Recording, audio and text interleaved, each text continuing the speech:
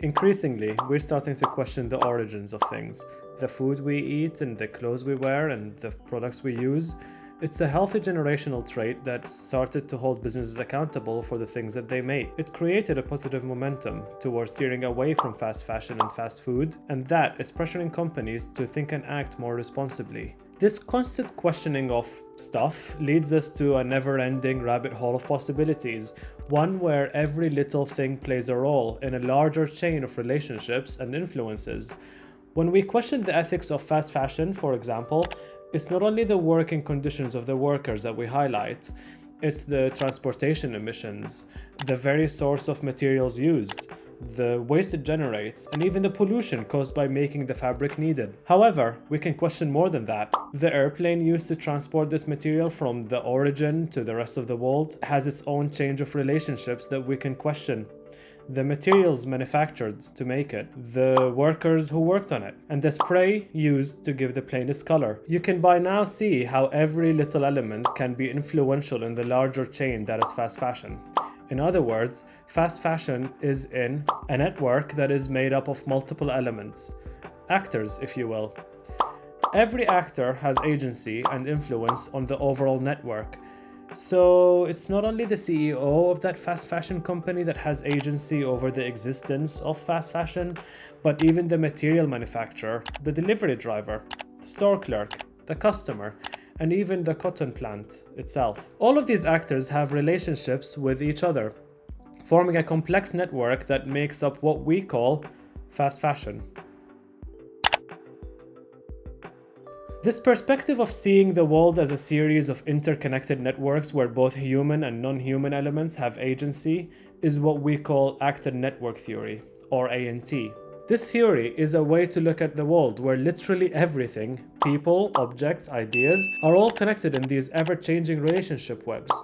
According to ANT, nothing exists in isolation. It's all about who or what you're connected to. There's no hierarchy here. Your coffee mug has just as much influence in creating social situations as you do. Your phone, that random idea that you had yesterday, and even the process that you use to make breakfast are all equal players in this grand network that makes up our reality.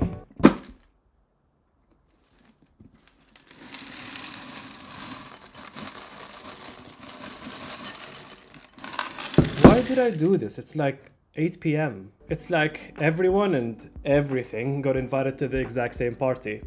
It's not all homogeneous though. The theory actually celebrates the fact that it categorizes actors into human and non-human, people and others. Human actors are, well, us. Non-human is quite literally everything else in the world. Plants, animals, cables, cameras, phone stands, ring lights. Now I'm just naming things that I'm seeing. Ironically though, Bruno Latour, one of the main developers of the theory, admits that calling this thing a network is actually misleading. A network sounds like a fixed structure, with like cables or transport routes, where things move around without changing. But in ANT, that's not the case at all. The point is that every connection changes things. Each link involves a translation, which means actors are constantly influencing and reshaping each other. Still, the basic idea is that social reality is made of mixed networks, part material, part symbolic.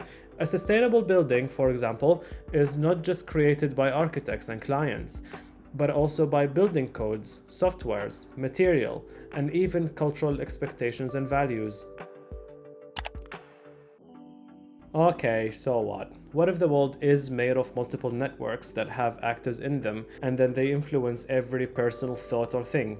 Actor network theory is useful because it gives us a way to understand how complex outcomes emerge from the interaction of many different elements. So beyond people, there's also objects, technologies, policies, and ideas.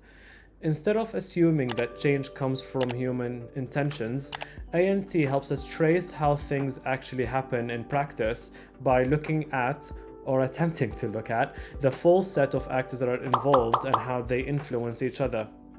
This is especially helpful in fields like architecture, urban planning, science, or design, where outcomes are always shaped by messy hybrid networks. So things like clients, materials, regulations, software, cultural expectations, etc. ANT encourages us to look beyond simple explanations. The architect designed it like this, and instead attempts to understand how agency or control is distributed across humans and non-humans, which can reveal where hidden power lies, why certain projects succeed or fail, and how change might be made more effectively. It helps us look at things in either a bigger picture or smaller detail, depending on how far we want to go. Hi, Freddy. Sounds perfect, right?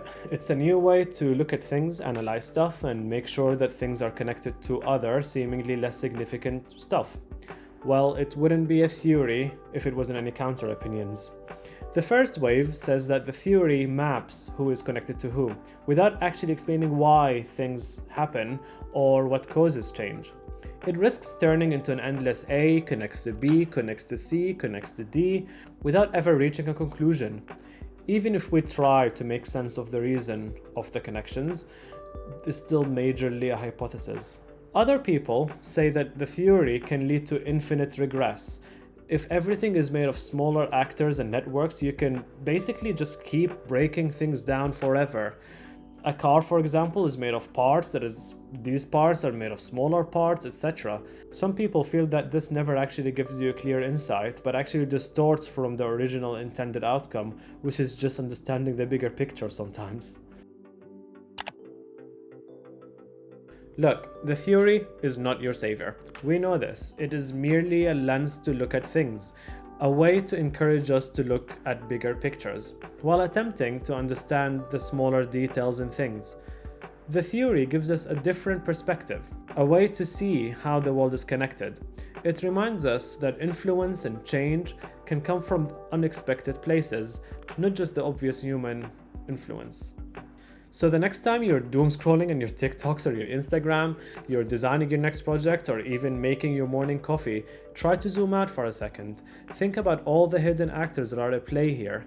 The beans, the farmers, the shipping routes, the machine parts, the design of the mug, the rituals you attach to it, even the smell that triggers that memory. ANT doesn't tell you what is right and what the right view is, but it gives you a different lens, one that can remind us that the world is not just built by individuals alone, but by webs of relationships across people, tools, ideas, and things. And to be honest, once you start seeing these networks, it's kind of hard to unsee them.